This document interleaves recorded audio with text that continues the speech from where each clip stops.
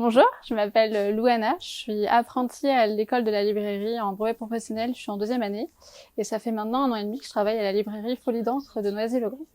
J'ai travaillé 8 ans en animation, j'étais animatrice en centre de loisirs, donc j'ai fait les colonies de vacances et j'ai fait tous les temps périscolaires. J'ai été intéressée par cette formation et par le milieu de la librairie parce que avant ça, je menais beaucoup de projets et d'activités en lien avec le livre. Et plutôt que de faire ça de manière ponctuelle, j'avais envie de faire ça de manière permanente. J'aime beaucoup de choses en librairie. J'aime le métier d'une part parce que c'est un peu niais de dire ça, mais j'aime le livre, j'aime les livres, j'aime qu'on me conte des histoires et j'aime raconter des histoires. Donc j'aime aussi pouvoir donner aux clients l'envie de lire les livres.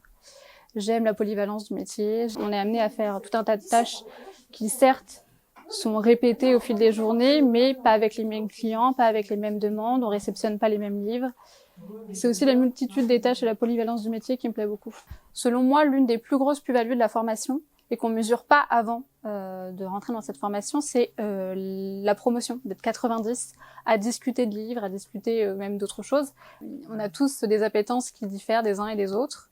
On est tous là pour des raisons diverses. Il y en a qui aiment la poésie, d'autres plutôt l'imaginaire, d'autres le polar. Et c'est le moment où on se réunit tous ensemble et on découvre, on s'enrichit, on découvre des livres vers lesquels on n'aurait pas été. On crée des amitiés aussi et on se découvre même parfois des passions pour des choses où à première vue on se dirait mais non, c'est pas du tout pour moi.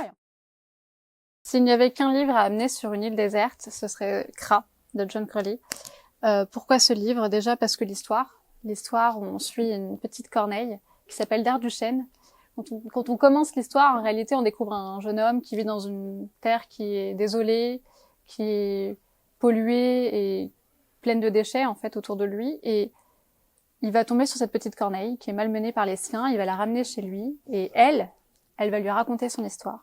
J'aime aussi beaucoup la plume de l'auteur. John Crowley, c'est un auteur qui sait ce qu'il dit, il sait que c'est ce mot qu'il faut employer, il y a une vraie maîtrise. C'est un texte qui est lent, qui prend son temps, qui est introspectif, mais c'est ce mot et c'est pas un autre. Et je suis très sensible à cette maîtrise du langage qu'il a. Et puis j'admire aussi beaucoup le travail du traducteur, parce que ça n'a pas dû être facile à traduire.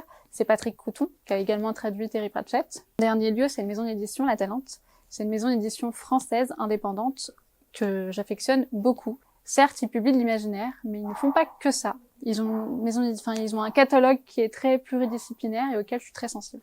C'est un texte qui se lit et qui se relit, qui se savoure.